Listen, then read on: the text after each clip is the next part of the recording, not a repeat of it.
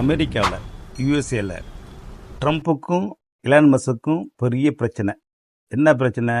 அந்த கூட்டணியை ஏற்கனவே அந்த கூட்டணியை பொருந்தா கூட்டணி, அந்த கூட்டணியே நல்ல கூட்டணியாக தெரியல.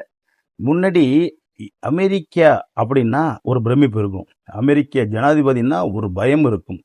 இந்த உலகத்திலேயே பவர்ஃபுல்லான நாடு, பவர்ஃபுல்லான பிரசிடென்ட் அப்படிங்கிற ஒரு பெயரை எடுத்து அந்த அமெரிக்காவோட பிரசிடென்ட்டுக்கான ஒரு மரியாதையை குறைத்து சராசரியாக ரொம்ப காமெடியாக செய்தவர் ட்ரம்ப்.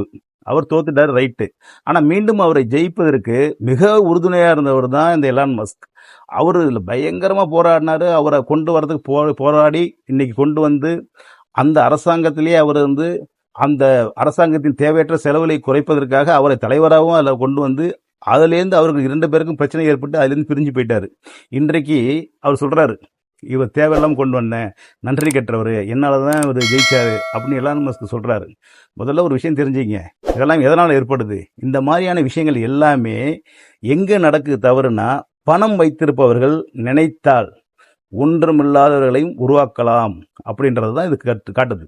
இந்த எலான் மஸ்க்கு மிகப்பெரிய பணக்காரர், பணம் வச்சிருக்காரு, சோஷியல் மீடியா எல்லாத்தையும் விலை கொடுத்து வாங்கினோம்னா யாரும் எப்படி வேணாலும் எந்த நிலைமைக்கு வேணாலும் வர்றதாக உருவாக்கப்பட்டிருக்கு. இது என்ன மாதிரியான விளைவுகளை ஏற்படுத்த போடுது? அமெரிக்க தேசத்திற்கான மிகப்பெரிய அழிவையும் மிகப்பெரிய இழப்பையும் தான் ஏற்படுத்த போகுது.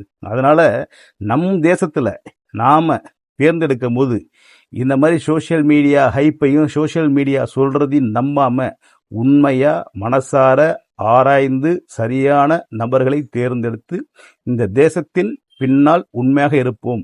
ஜெய்ஹிந்த்.